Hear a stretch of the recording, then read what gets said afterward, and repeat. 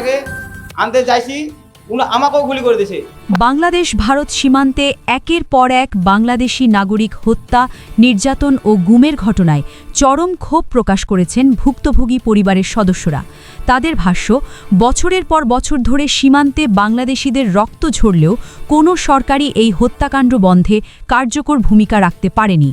অভিযোগ উঠেছে, সীমান্ত হত্যার পাশাপাশি ভারতীয় কর্তৃপক্ষ বাংলাদেশের নাগরিকদের গুমের সঙ্গেও জড়িত।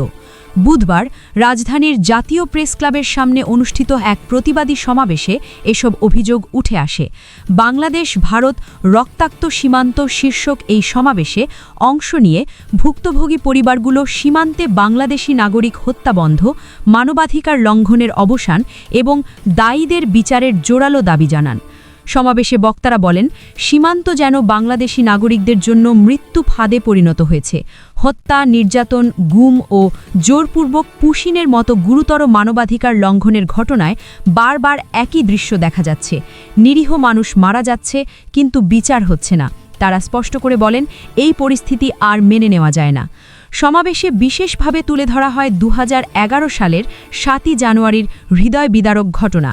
কুড়িগ্রামের ফুলবাড়ী উপজেলার অনন্তপুর সীমান্তে 14 বছর বয়সী কিশোরী ফেলানীকে গুলি করে হত্যা করা হয়। হত্যার পর তার লাশ দীর্ঘ সময় কাঁটাতারে ঝুলেছিল, যে ছবি দেশ বিদেশে তীব্র প্রতিক্রিয়ার জন্ম দিয়েছিল। বক্তারা বলেন, ফেলানীর হত্যাকাণ্ড আজও সীমান্তে বিচারহীনতার প্রতীক হয়ে আছে।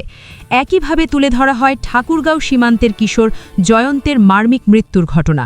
জয়ন্ত তার ভারতে থাকা নানা নানির সঙ্গে দেখা করতে সীমান্ত অতিক্রম করার সময় গুলিতে নিহত হয়। তার বাবা মহাদেব সমাবেশে কান্না জড়িত কণ্ঠে বলেন, ছেলেকে ফেরাতে গিয়ে তিনি নিজেও গুলিবিদ্ধ হন। তার একটাই দাবি, আমার ছেলে হত্যার বিচার চাই।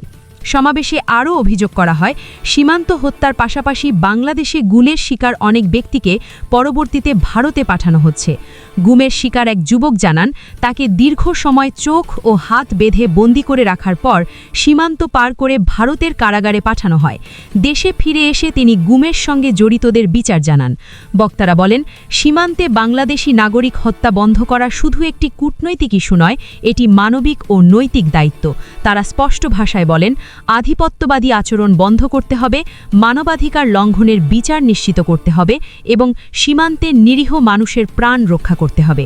আপনি দেখছিলেন NLB নিউজ। সাথে থাকার জন্য ধন্যবাদ। পরবর্তী আপডেট জানতে এখনই সাবস্ক্রাইব করুন আমাদের চ্যানেল। ধন্যবাদ।